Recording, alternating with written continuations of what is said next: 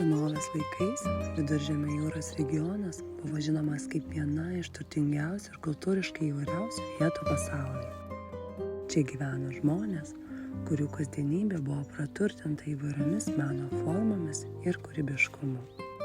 Makrame technika buvo vienas iš būdų puoselėti savirealizaciją.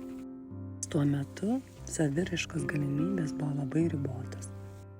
Laikas toliau tekėjo, moteris įgavo daugiau galimybių savo savirealizacijai, bet tuo pačiu spartus gyvenimo tempas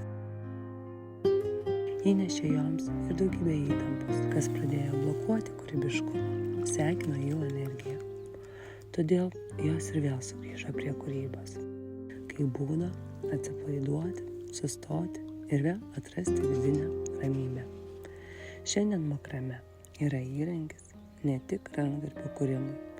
Šioje technikoje slypi galia išlaikyti aštrų protą, rasti vidinę ramybę ir stiprinti kūrybiškumą.